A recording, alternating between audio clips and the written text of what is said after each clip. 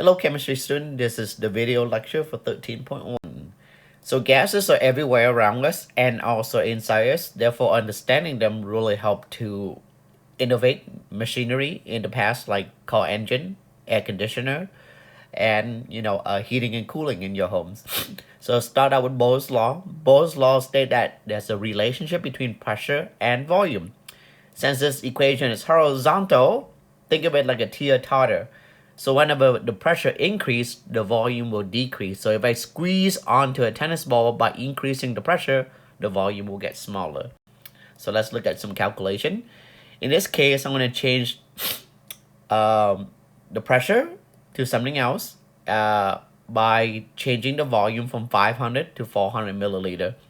So P1 V1 equal P2 V2. Okay. So this is V2, this is V1, and this is P1. Knowing that, I pick the equation P1 V1 equal P2 V2. I can solve for what I'm trying to find for first. So if I want P2 by itself, I divide both sides by V2. So now I know that P2 is equal to P1 V1 over V2. And that's how you do every single problem. Try to solve for the variable you're looking for. So P2 in this case would be equal to P1, which is 761 millimeter mercury, times, use parentheses, V1, which is 500 milliliter, divided by V2, which is 400. Add a 0 right there. Cancel that out. Cancel that out. So now I have 761 times 5 divided by 4. And when I punch that out in the calculator, 761 times 5 equal, divided by 4 equal, I get 951, which makes sense because if the volume decreased, the only way you can do that is to increase the pressure. And the only unit left is millimeter mercury. If we were to keep sig fig, we would just keep 951. Okay. Charles' law said that there's a direct relationship between temperature and pressure. V and T are directly above each other.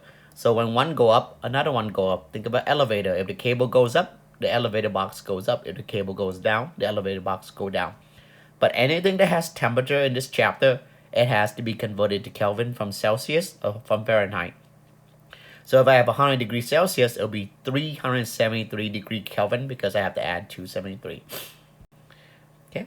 So if you were doing this slideshow at home, you can see the animation as the temperature increase, the volume also increase. So here I have a sample of 600 milliliter. So that will be volume 1. It's heated from 27 to 97 degrees Celsius. What is the final volume? Volume 2 is what I'm looking for. Okay, so this is T1 and this is T2, but I have to convert it to Celsius to Kelvin. So I take 27 plus 273, and I know that T1 is 300 Kelvin. And I take 97 plus 273, and I get 370 Kelvin. Okay, so with that, I can plug it in a little bit. So V1 over T1 equal V2 over T2. And which one am I looking for? I'm looking for V2. That means I want to get rid of that T2 in the bottom, so the opposite of divide is to multiply. And once I do, I have one on top and one in the bottom and cancel. But what if I do one side? I have to do onto that side. So now I know that I have V2 is equal to T2 V1 over T1. Okay, that's a 1. So let's plug it in. V2 equal T2, which is 370 Kelvin, times V1, 600 milliliter, divided by T1, which is 300 Kelvin. So the Kelvin cancel out, and V2 is equal to something in milliliter. Now we'll grab a calculator to do that. 370 times 600 divided by 300. And the answer is 740. I could have done 600 divided by 300, and I would get 2, and 2 times 370 is 740. Okay.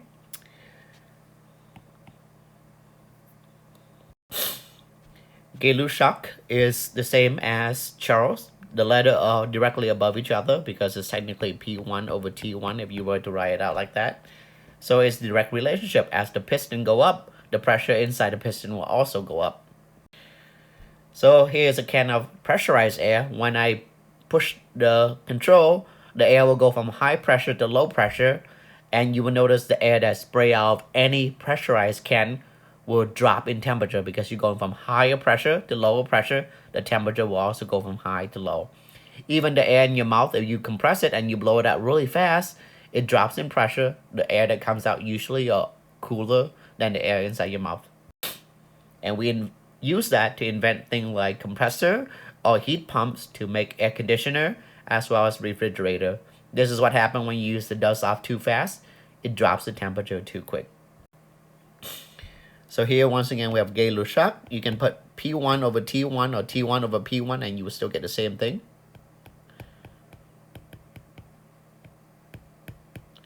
And which one am I looking for? So let's read this. A cylinder contains gas at a pressure. So this is P1 at a temperature, T1. Find the temperature. What I'm trying to find is T2.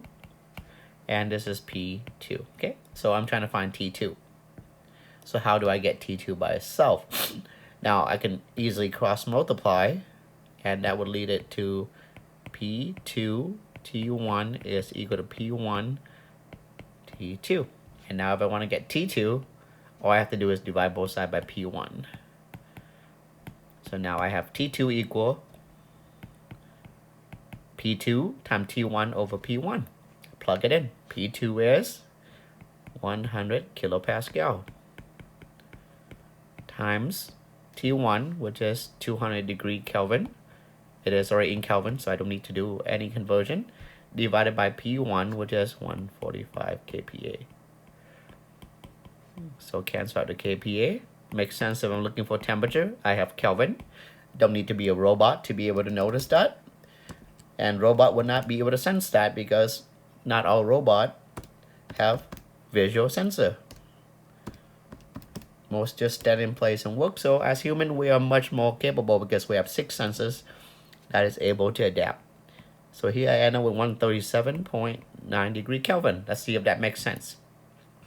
My pressure went from 145 down to 100. So if the pressure dropped, the temperature should drop. And here we went from 200 to 137.9. That makes perfect sense. Okay. Now if we were to take all 3 of those laws and combine them together, we would have the combined gas law. Anything that's constant, you can just ignore it. So for example, if I say the temperature is constant, that means the temperature before and after does not change. I would eliminate temperature and I would get Bohr's law. And vice versa, if I were to eliminate, say, pressure, I would have V over T and I would have Charles' law. So please note that sometimes they'll mention in the problem that the situation started out or finished at STP. STP means the standard temperature and pressure that most scientists do their research at. What is the standard temperature? 0 degrees Celsius or 32 degrees Fahrenheit, and 1 atmosphere or 760 millimeter mercury or 101.3 kPa. So please know that. Okay, so let's begin. Next, let me go back. So once again, for any gas law, make sure all of them have the same unit before and after before you try to attempt, because you cannot compare apple to oranges. So here's our last question. I have 6 liters, so that will be volume 1. Collected at 45 degrees Celsius, that'll be temperature 1. But I know I need to convert it to Kelvin by adding 273. So I can go ahead and do that. And that will become 318 Kelvin. Okay.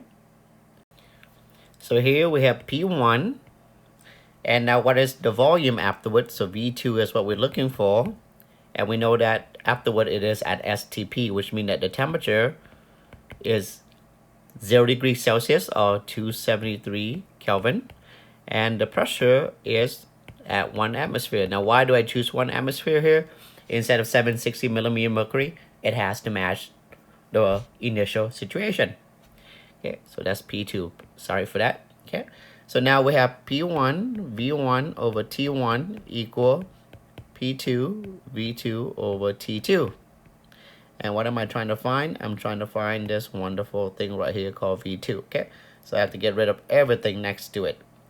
So let's get rid of T2. Since T2 is in the bottom, I multiply by T2 on the top. That cancels that out. Since P2 is on the top, I divide it by P2, and that cancels it out. But what if I do on one side? I have to do it onto the other side, so I added T2 on top. Oops, sorry. Somehow that magically pop up. Ooh, what is going on? Let me undo that really quick. Okay. And so now we can have T2. Oh, sorry, that is just driving me insane. Okay, T2, and I have P2 in the bottom. Anywho, V2 is what we're trying to find now is equal to, because everything over here is canceled out, T2 P1 V1 over T1 P2. Okay, so let's plug it in. T2 is 273 Kelvin.